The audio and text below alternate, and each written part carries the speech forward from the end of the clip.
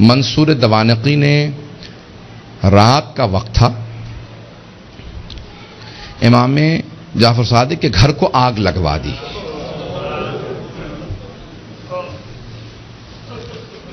آج کل آپ نے دیکھا روشنیاں ہوتی ہیں، پانی کا نظام کچھ اور ہے. پرانے زمانے میں گھر میں کنواں ہوتا تھا، پانی نکالا جاتا تھا، چراغ ہاتھ میں ہوتے تھے. رات کا وقت تھا، امام کے گھر میں آگ لگا دی. امام کے جو خادم تھے نا وہ فوراً آگ بجھانے لگے. میرے طرف دیکھیے گا، ایک جملہ کہہ دوں اس کے بعد صرف 2-4 منٹ 5 منٹ زحمت دوں گا آپ کو مصائب کی. امام کے جتنے خادم تھے نا وہ سب کے سب آگ بجھانے لگے. امام اپنے گھر سے باہر نکلے، گھر میں آگ تھی. باہر نکلنے کے بعد نہ جانے صحن میں کیا دیکھا، ایک دیوار سے ٹیک لگا کے بیٹھ گئے اور زاروں قطار رونا شروع کر دیا.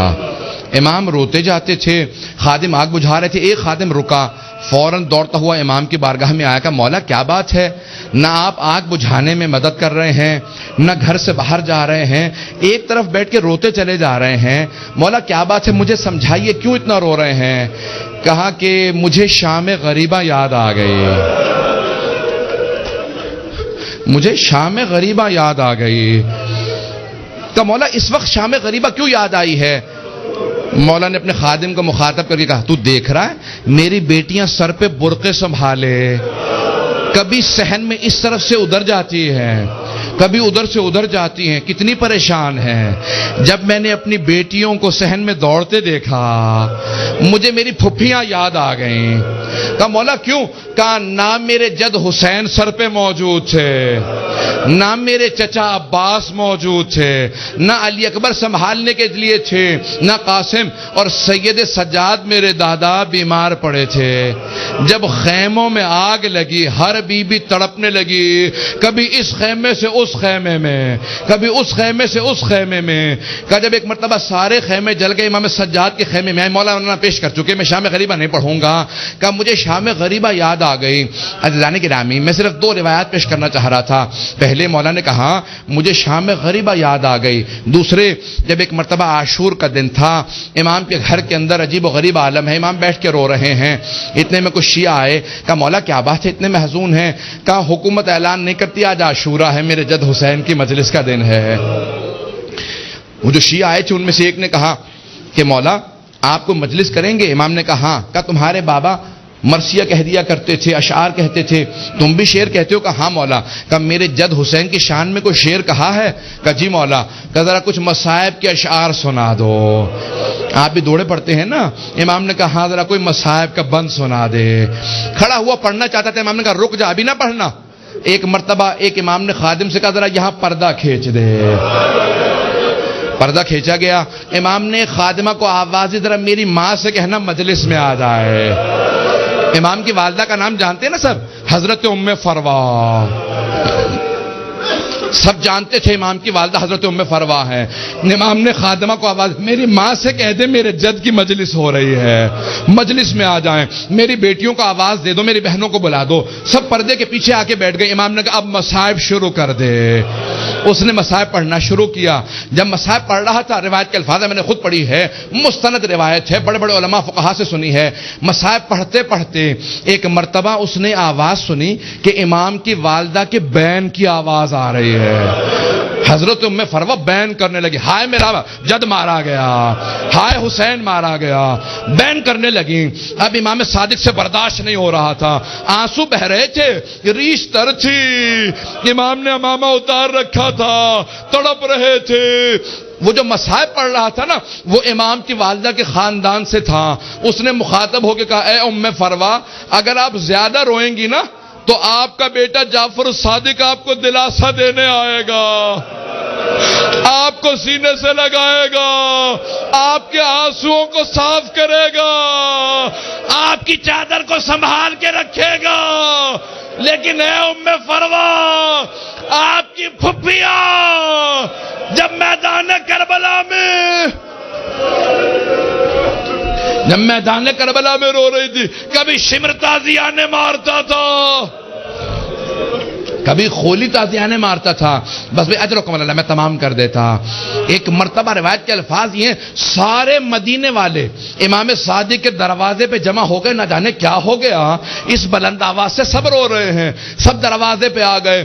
امام نے دروازے کی طرف اشارہ کیا، امام نے کہا الباب الباب، دروازہ بند کر دو، دروازہ بند کر دو۔ پوچھا مولا کیا بات ہے؟ کہا میرا چھوٹا سا بیٹا بے ہوش ہو گیا۔ کسی نے پوچھا یہ کون سا بیٹا؟ کہا موسیٰ کاظم۔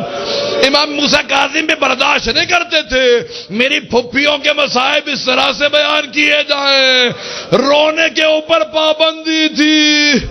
اجرکم اللہ، بس بھئی میں نے تمام کر دیا ہے۔ ایک روایت کے چند جملے پیش کروں گا۔ آج کس کو پرسہ دیں گے؟ آپ نے امام صادق کی مجلس رکھی ہے نا، دو اماموں کو پرسہ دیں گے، ایک 12ویں امام علیہ السلام کو پرسہ دیں گے اور ایک اس امام کو پرسہ دیں گے جس کا جنازہ پل بغداد پہ پڑا رہا۔ امام زمانہ کہتے ہیں میرا سلام و میرے جد موسیٰ کاظم پہ کہ جس کا جنازہ اٹھانے کے لیے 4 مزدوروں کو پیسے دیے گئے، 4 مزدوروں نے پیسے لیے جنازہ اٹھایا۔ کہا 5واں ان کے سامنے چلتا جاتا تھا اور نعرہ لگاتا جاتا تھا ماتا امام الرفضہ، رافضیوں کا امام مر گیا۔ کہا جب پل بغداد میں دھوپ میں لاشا پڑا تھا امام رضا پہنچے، کہا ہٹ جاؤ میرے غریب بابا کے لاشے پہ، میں مدینے سے آیا ہوں۔ آج ذرا مل کے کہیں گے اے مولا آپ کو پرسہ دینے آئے، کس کا؟ صادق آل محمد آپ کے بابا کا۔ پیش کروں آخری جملے سن لیجئے بس بھئی۔ منصور دوانقی ملعون نے امام کو زہر بھجوایا۔ کیسے دلوایا؟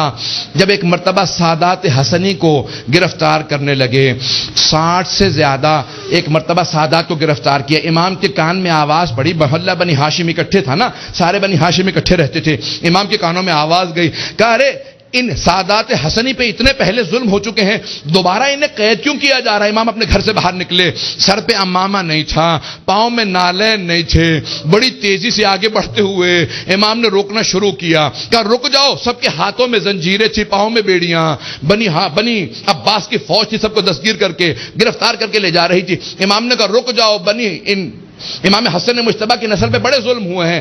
ایک مرتبہ کسی ملعون نے ایک تازیانہ اٹھایا، تازیانہ اٹھانا تھا، امام کی پشت پہ تازیانہ مارا، امام کا کرتا چاک کیا اور دوبارہ 2-3 تازیانے مارے، امام زمین پہ آئے۔ اس وقت امام بزرگ تھے، بس میں اس سے زیادہ نہیں پڑھ سکتا۔ امام نے پلٹ کے ایک مرتبہ ایک جملہ کہا کہ ہم نہیں چاہتے ہمارے جد کے حرم میں خون بہایا جائے، اس لیے ہم اپنے شیعوں کو جنگ کی اجازت نہیں دیتے، تم اس بات کا ناجائز فائدہ اٹھاتے ہو۔ ایک مرتبہ کسی نے کسی تازیانے کے اندر زہر ملایا، بس امام کا جو زخم تھا اسی زخم کے اوپر تازیانہ لگا، امام نے آواز دی مجھے میرے گھر واپس لے جاؤ۔ ایک مرتبہ سارے بیٹوں نے اٹھایا، امام کو گھر لے گئے۔ اب میرے طرف دیکھیے گا، میں آخری جملہ پیش کر رہا ہوں، میں نے مصائب تمام کر دیا۔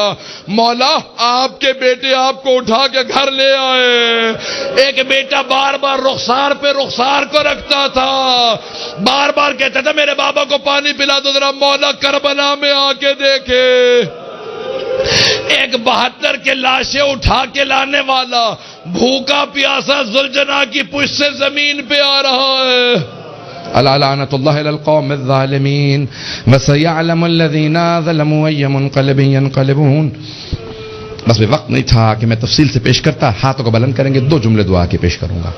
پروردگارا، واسطہ امام جعفر صادق کے اس تابوت کا بڑی تعظیم سے اٹھایا گیا، ہزاروں کا مجمع تھا، سب کاندھا دینا چاہتے تھے، ہاتھوں پہ تابوت چل رہا تھا کہ ایک مرتبہ جنت البقیع تک پہنچا۔ امام موسیٰ کاظم علیہ السلام نے بڑی تعظیم سے شان و شوکت سے کہا ہٹ جاؤ، میرے دادا کے پہلو میں میرے بابا کی قبر کو تیار کرنا۔ بڑی تعظیم سے قبر مطہر میں اتارا گیا۔ میرا دل کہتا ہے کہ امام صادق بہت رو کے کہتے ہوں گے اے میرے بیٹے موسیٰ کاظم، آج بڑی تعظیم سے مجھے تو دفنا دیا، لیکن میری نگاہوں میں آج بھی میرے جد حسین کا لاشا ہے کہ میرے دادا سید سجاد لاشے کے ٹکڑوں کو کیسے جمع کر رہے تھے۔ پروردگارا، سید الشہداء کی عظمتوں کا واسطہ، امام صادق کی عظمتوں کا واسطہ، دنیا میں امام زمانہ کا ظہور میں تعجیل فرما، ظلم کا خاتمہ فرما، داعش کو طالبان کو غارت فرما، آل سعود کو آل یہود کو غارت فرما، مومنین کی حفاظت فرما۔ ربنا تقبل منا انک انت السمیع العلیم بحق محمد وآلہ الطیبین الطاہرین المعصومین۔ ماتم حسین۔